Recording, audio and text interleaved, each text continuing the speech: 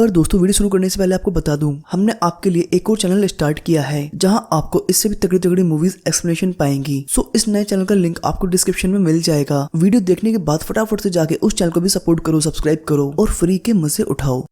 Movie के starting में हम कुछ कबीले के लोगों को देखते हैं जो अपना पेट भरने के लिए भैंसों का शिकार करने के लिए आए हैं, और जैसे ही इनको मौका मिलता है ये लोग भैंसों पे हमला कर देते हैं और भैंसे भी इन्हें अपनी ओर आते हुए देख के इन पे हमला करने के लिए दौड़ते हैं। तो ये सभी लोग भैंसों के सामने बड़े बड़े भाले गाड़ देते हैं, जिससे भैंसे अपना रास्ता बदल के खाई की तरफ भागने लगते हैं और एक एक करके सारे भैंसे खाई में गिर जाती हैं। पर इनमें से एक भैंसा वापस लौट के आने लगता है और वो कीड़ा नाम के एक लड़के के पीछे लग जाता है और सीधे इसे अपनी सींग से उठा के पटक देता है। अब भैंसा फिर से वापस आता है और इस लड़के को फिर से अपनी सींगों से मारता है, लेकिन इस बार कीड़ा भैंसों की सींगों में ही फंस जाता है और भैंसा इसे खाई में फेंकने के लिए बढ़ता है। पर कीड़ा के पिताजी अपने बेटे को मुसीबत में देख लेते हैं और वो अपने बेटे को बचाने के लिए भैंसे पे भाले से अटैक करते हैं। हालांकि भाला भैंसे को लग तो जाता है, लेकिन तब तक भैंसे ने कीड़ा को खाई में गिरा दिया था। अब हमें यहाँ से सीन कट करके एक हफ्ते पहले का सीन दिखाया जाता है, जहाँ हमें इन्हीं कबीले वालों को दिखाया जाता है, इनकी फैमिलीज को दिखाया जाता है, इनके छोटे छोटे घरों को दिखाया जाता है जहाँ ये लोग रहते हैं। अब कीड़े का पिता जिसका नाम ताऊ था वो इस कबीले का सरदार होता है। ताऊ ने अपने कबीले के नए लड़कों और अपने बेटे को पत्थरों से नए औजार बनाने को कहा था, जिसे उसका बेटा और एक और लड़का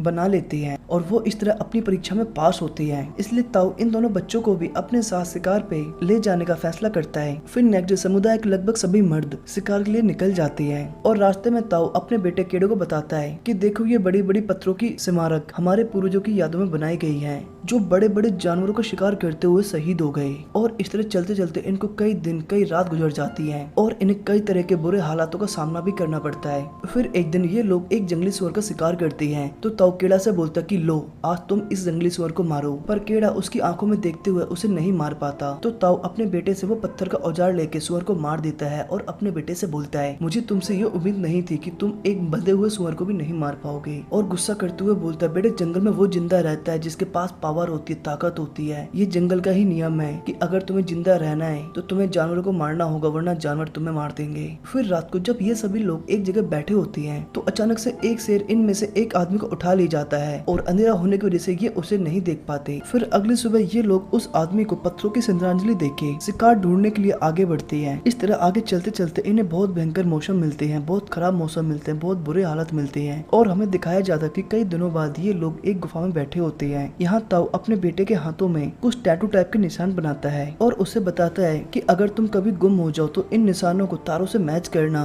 तो ये तारे तुम्हें डायरेक्शन दिखाएंगे और तुम अपने घर पहुंच जाओ। और अब यहीं से ये सीन कट होके हमें मूवी के स्टार्टिंग वाला सीन दिखाया जाता है, जहाँ उस भैंसे ने कीड़ा को खाई के अंदर फेंक दिया था और अब यहाँ कीड़ा खाई में तो गिर गया था, लेकिन एक पत्थर पकड़ के लटक गया था। और ये देख कीड़ा का बाप चीखता बिलखता हुआ अपने बेटे को आवाज लगाता है, उसे हाथ बढ़ाता है, लेकिन वो पत्थर बहुत दूर था कि तभी कीड़ा का हाथ फिसलता और वो नीचे गिर जाता है और खाई में नीचे जाते हुए वो एक बहुत बड़े बीच में निकले हुए पत्थर पे रुक जाता है। वो पत्थर इतना बड़ा होता है कि उस पे पूरा कीड़ा आराम से लेट जाता है। अब कीड़ा का बाप अपने बेटे को बचाने के लिए नीचे उतरने लगता है, पर कबीले के लोग उसे रोकते हुए बोलते हैं वो अब जिंदा नहीं होगा, वो मर चुका होगा और तुम हमारे कबीले के सरदार हो, अगर तुम ही नहीं रहोगे तो हमारा कबीला कौन संभालेगा, हमें कौन संभालेगा। अब उन लोगों की बात सुन के ताऊ रुक जाता है। फिर अगली सुबह ताऊ इन लोगों के साथ अपने बेटे को पत्थरों से श्रद्धांजलि देता है और आगे बढ़ता है। अब थोड़ी देर बाद हम देखते हैं कि एक गिद्ध आके कीड़ा की बॉडी पे बैठ जाता है और कीड़ा को खाने की कोशिश करता है, पर तभी हम देखते हैं कि कीड़ा की आंखें खुल जाती हैं और वो उस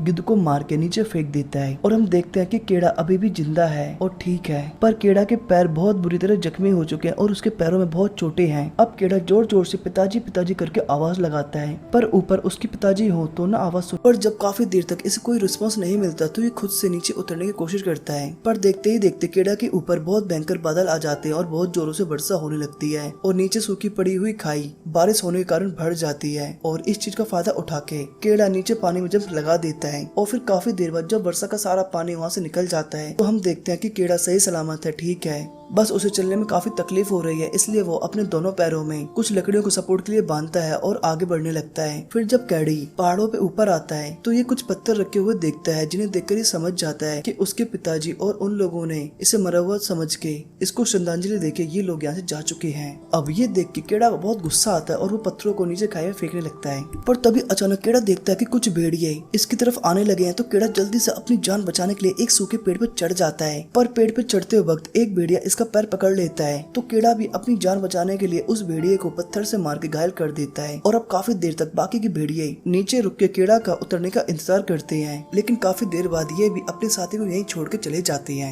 अब सुबह होती है, कीड़ा नीचे उतरता है और भेड़िए को मारने की कोशिश करता है, लेकिन दोबारा से वो उसकी आंखों में देख के और उसकी मासूमियत देख के उसे नहीं मार पाता। जिसके बाद कीड़ा उस भेड़िए का मुंह बांध के उसे अपने साथ ले जाता है और रात को एक गुफा में आके आराम करता है। अब कीड़ा के पैरों में चोट लगी थी, इसलिए कीड़ा आसपास के चीरों से जड़ी बूटियां बना के अपने पैरों पे लगाता है। पर तभी उसकी नजर भेड़िए के जख्मों पे भी पड़ती है, तो उससे उसका दर्द नहीं देखा जाता, इसलिए वो उसको भी मलहम पट्टी करता है। जिसके बाद डरते हुए वो इसे पानी भी पिलाता है। अब रात को भूख लगने पे कीड़ा एक खरगोश मार के लाता है, जिसे वो खुद भी खाता है और डरते हुए दोबारा से उस भेड़िए को भी खिलाता है। अब अगली सुबह कीड़ा उस भेड़िए को अपने झुंड में वापस जाने को बोलता है और बोलता है कि तुम अपने झुंड में चले जाओ, क्योंकि मैं भी अब अपने घर की तरफ जा रहा हूँ। पर अब वो भेड़िया कीड़ा को अपने पास से जाने नहीं देना चाहता था। वो उसका कपड़ा पकड़ के उसे रोकता है, लेकिन फिर भी कीड़ा जैसे तैसे करके आगे निकल जाता है। लेकिन वो भेड़िया भी कीड़ा को नहीं छोड़ता, वो उसके पीछे पीछे आने लगता है। अब रास्ते में कीड़ा एक लकड़ी से उस भेड़िए को भगाने की कोशिश भी करता है, लेकिन वो भेड़िया किसी वफादार जानवर की तरह उस लकड़ी को अपने मुंह में दबा के कीड़ा के पास आता है और उसके साथ खेलना शुरू कर देता है। तो फाइनली इन दोनों में गहरी दोस्ती हो जाती है और कीड़ा भी अब समझ चुका था कि ये उसे नहीं जाने देगा, इसलिए वो उसे अपने साथ ले जाता है। फिर रात को ये दोनों लोग एक जगह रुक के आराम करते हैं और सुबह होने पे दोनों को भूख लगती है, तो ये दोनों लोग मिलके एक साथ शिकार भी करते हैं, जिसे ये लोग बड़े चाव से आराम से सेक भूज के खाते हैं।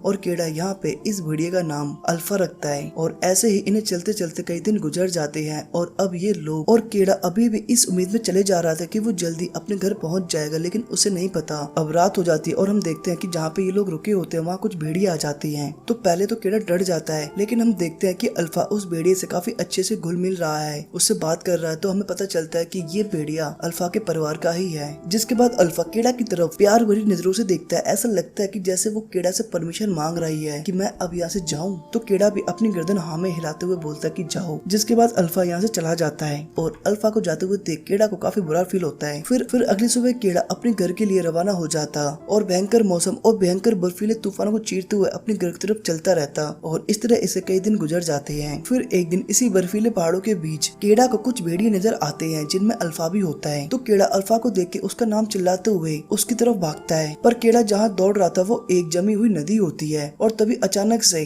बर्फ टूटती है और ये नदी में जा गिरता है। और हम देखते हैं कि अल्फा ने कीड़ा को अपनी तरफ आते हुए देख लिया था और वो बर्फ में गिर चुका है, ये भी देख लिया था। इसलिए अल्फा अपने मालिक को बचाने के लिए सीधा बर्फ पे जंप मारता है, लेकिन कोई फायदा नहीं होता क्योंकि बर्फ बहुत मजबूत थी, वो नहीं टूटती। लेकिन दूसरी तरफ कीड़ा भी अपनी चाकू से बर्फ को तोड़ते हुए बाहर निकल आता है। जिसके बाद ये पास ही में अपने सारे कपड़े खोल के लकड़ियों को इकट्ठा करके आग लगाता है और अल्फा के साथ वहीं सो जाता है। फिर अगली सुबह कीड़ा अल्फा को लेके अपने घर के लिए फिर से निकल जाता है। रास्ते में कीड़ा को एक झोपड़ी के साथ एक आदमी नजर आता है। इसे देख के कीड़ा काफी खुश होता है, लेकिन जब कीड़ा इसके पास आता है तो वो देखता है कि ये तो बर्फ की तूफानों के कारण जम चुका है और मर चुका है, इसलिए ये अभी तक सीधा बैठा है। जिसके बाद कीड़ा उस झोपड़ी के अंदर जाता है इस उम्मीद में कि शायद कुछ खाने को मिल जाए, लेकिन उसे अंदर कुछ भी खाने को नहीं मिलता। जिसके बाद कीड़ा जरूरत की चीजें लेके यहाँ से निकल जाता है और कीड़ा के कुछ आगे जाने पे अचानक से एक बर्फीला तूफान आ जाता है। तो कीड़ा जल्दी से पास में बने एक केव में अल्फा को लेके चला जाता है, लेकिन इनको पता नहीं था कि यहाँ तो बर्फीले तूफान से भी बड़ा खतरा मौजूद है। मतलब यहाँ पहले से ही एक ब्लैक पैंथर मौजूद होता है जो इंसानी कीड़ा को देख के सीधा उस पर अटैक कर देता है। लेकिन अल्फा अपनी जान की परवाह न करते हुए अपनी औकात से बाहर पैंथर से लड़ जाती है और इधर कीड़ा भी मौका मिलते ही तेंदुए पे तीर चला देता है, जिससे तेंदुआ मर जाता है। जिसके बाद घायल अल्फा जैसे तैसे उठ के कीड़ा के पास आता है, लेकिन उसकी हालत इतनी खराब हो चुकी थी कि वो चल भी नहीं पा रही थी और आते ही गिर जाती है। जिसके बाद कीड़ा अल्फा का इलाज करता है